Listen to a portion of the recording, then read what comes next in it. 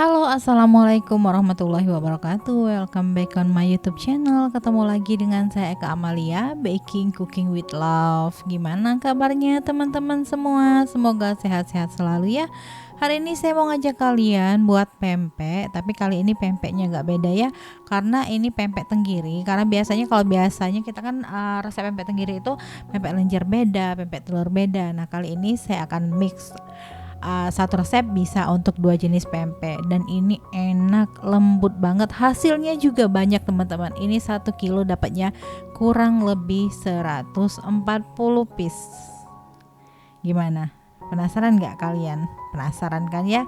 Yuk kita lanjut aja ya. Nah kali ini lebih spesial karena di sini saya menggunakan tangan, karena banyak banget yang nanya gimana caranya buat pempek pakai tangan. Nggak usah pakai mixer lah gitu ya, biar nggak ribet. Nah sebenarnya pakai mixer itu biar lebih mudah dan lebih halusnya itu lebih cepet. Tuh kalau kita pakai tangan kan bergerindil ya teman-teman ya, dan itu harus benar-benar nyatu dulu ikan dan airnya teman-teman. Nah seperti itu. Nah jadi harus ditekan-tekan karena ikan tenggiri ini teksturnya licin banget ya, jadi dia agak susah kalau nyampur dengan air, kecuali kita pakai ikan gabus ataupun ikan kakap, itu lebih cepat dia nyatu dengan air gitu teman-teman. Kenapa dia pakainya pakai mixer? Nah ini kita aduk rata sampai gerindilnya itu nggak ada lagi, dan sampai dia benar-benar halus kayak bubur gitu ya.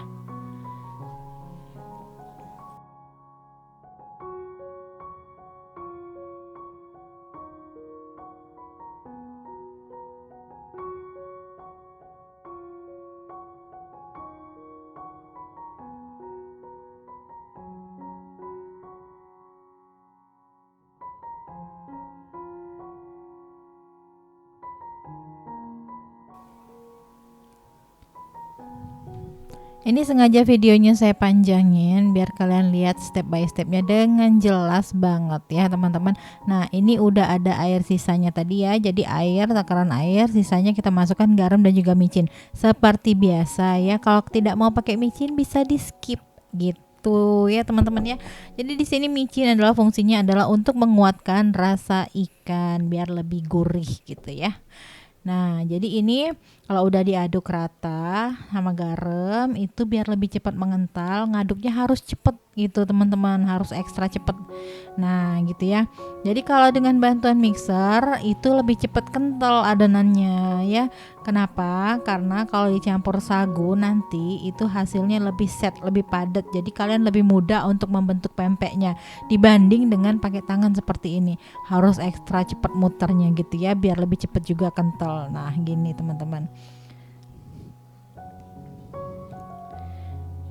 Oke, nah ini saya akan masukkan barco-nya. Saya pakai barco minyak kelapa ya, jadi bukan minyak sawit. Karena minyak kelapa ini teksturnya nanti lebih lembut dan juga warnanya lebih putih. Beda dengan kita menggunakan minyak sawit ya teman-teman ya. Jadi kita gunakan barco. Karena ini sebenarnya adalah resep pempek supreme ya, yang agak dikombinasi sedikit dengan sagunya lebih banyak gitu, tapi rasanya tetap enak teman-teman ya, rasanya tetap enak. Hanya saja kalau supreme itu memang lebih berasa banget ikannya, ini berasa juga ikannya, hanya saja kurang gimana ya, kurang nendang karena supreme itu sagunya sedikit dan ikannya banyak, jadi benar-benar the best banget itu ya.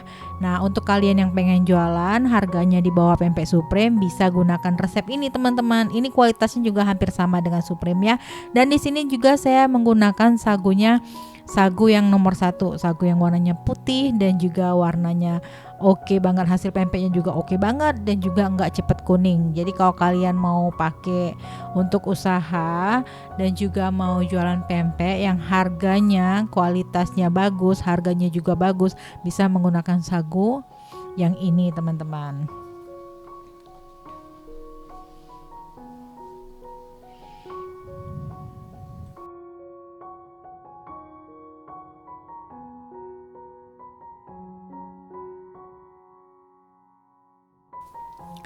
Oke, jadi kualitas sagu liopit ini memang terbaik ya kalau untuk buat pempek. Ini hasilnya bagus banget dan juga harganya juga bagus banget sesuai dengan kualitasnya.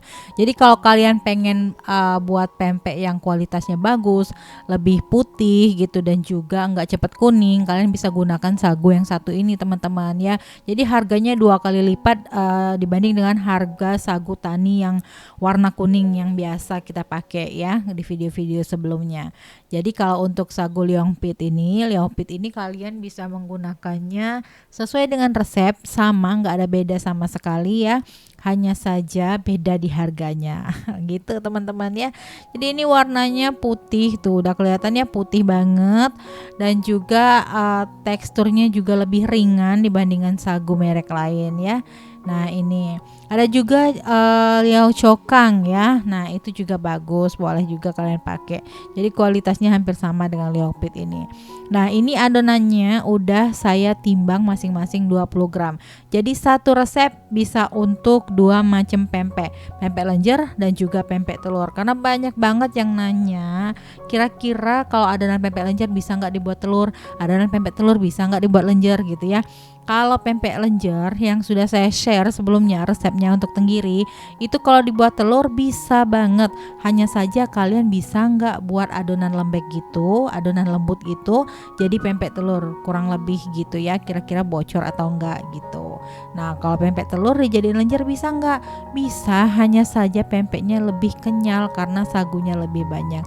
Tapi di resep ini sagunya kita menggunakan 600 gram teman-teman ya, banyak banget 600 gram untuk per 500 ikan.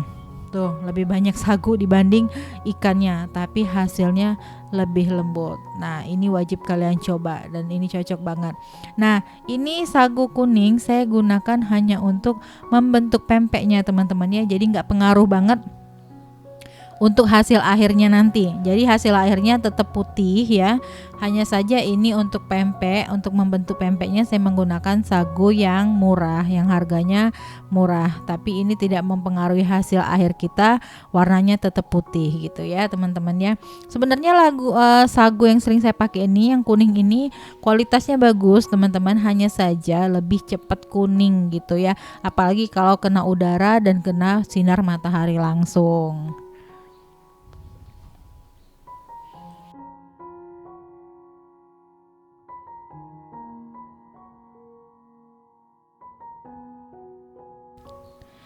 Oke, nah ini saya buat pempek telur kecil. Tuh, pempek telur kecil ya, timbangannya 20 gram semua.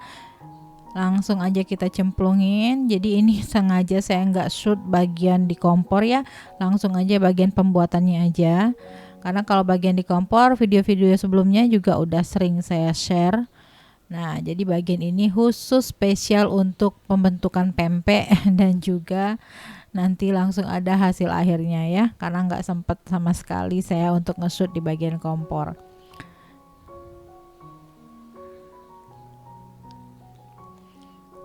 Nah jadi untuk membentuk pempek, usahakan pempeknya itu adonannya itu mulus baru boleh kalian bolongin teman-teman. Jadi kalau belum mulus udah dibolongin biasanya itu adonannya cepet banget bocor ya, itu harus diperhatiin banget. Jadi kalau udah mulus baru boleh kalian bolongin dan kalian isi telur. Nah nanti insya Allah ini nggak bakal bocor lagi teman-teman ya.